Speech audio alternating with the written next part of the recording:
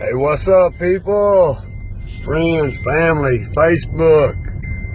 Make sure y'all like, comment, and share this video. Just thanking the Lord speaking to me this morning, and just praying. I really cannot wait to preach tomorrow night at Cumberland Pentecostal Church on the Hill. If you're in this area in Harlan County, Kentucky, come out. We're about to see something tomorrow night, and I already know God's going to show up and show out like He always does. It's just if you're willing to receive it or not. But I was thinking, man, this is good. In the Battle of Jericho, which side of the walls was it the people on that perished? Sometimes we got to look and pray and see what God's trying to tell us in these stories, especially in the Old Testament, because what we're seeing is a picture of the things to come. You can see Jesus in Boaz, you can see Jesus in Esther, so on and so forth. It's pictures of things to come. Well, in the Battle of Jericho, people perished that day, obviously. Well, which side of the wall was the people on that perished? They were inside the four walls. Oh, good Lord. Lord, we're trying to cage God up, guys.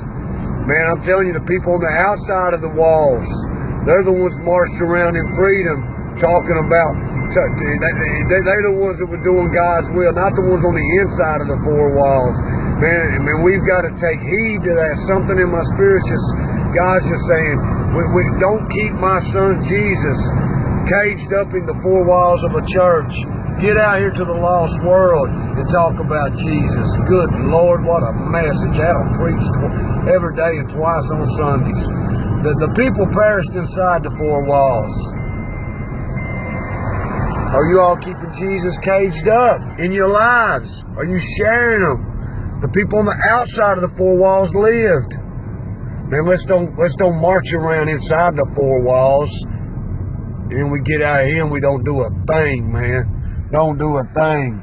We find Jesus on Sunday mornings at 11 and forget about Him by Sunday at about 12:30 or 1.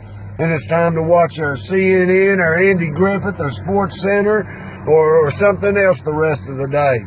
Well, we want to have Jesus about 1 or 2 hours a week. And then we don't share Him with the ones out here in the world that don't know Him.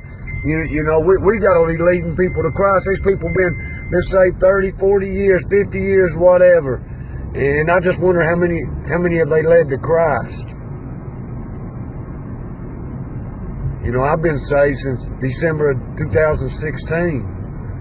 And I've led over 400 to Christ in 8 months. And that's because I've been outside the four walls of the church. He's just looking for willing vessels. It's not like I'm special, my God. It's not like I've grown up in church and know the Bible better than the next man. I just love Jesus, man. I just tell them about God's mercy and Jesus' mercy He'll have on their life. That He sent His Son down here to save them. Man, we've got to get outside the four walls.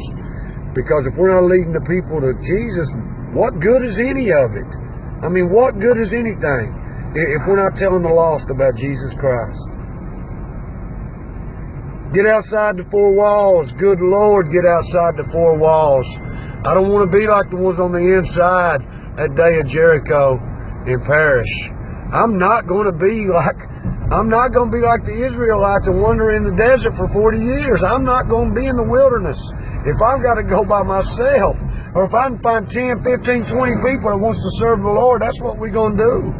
I'm not going to walk around out here in the wilderness and play church on Sundays or Wednesdays. That is crazy, man. That is crazy.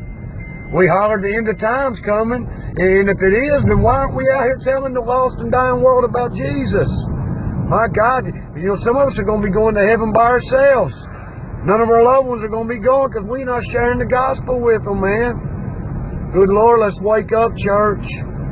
Let's wake up. Get outside the four walls. And I love you. I hope this message has touched someone. Open some eyes. Soften some hearts. You're going to change one way or another. Either you're going to open your mind and your heart's going to get broken. You'll change one way or another. You'll learn to do something different one way or another. It'll take your heart being broken or to take your mind being open to change.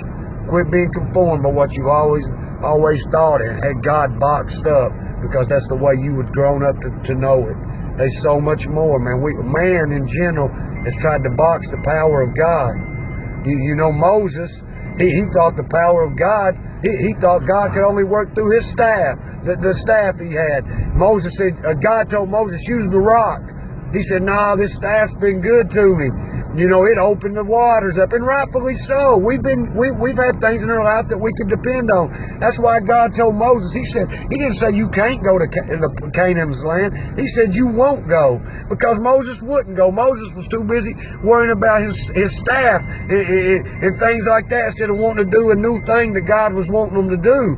Man, God's wanting to do a new thing in their lives. We can keep holding on to old things in the past. We can worry about revivals in the 70s, or how good God was and how it used to move. Or we can get with it and get moving, because he's going to get moving with somebody. Believe that. Praise the name of Jesus. Boy, I'm about to start preaching this morning. And y'all like, comment, share this video. I love you all. Get outside the four walls. Praise God.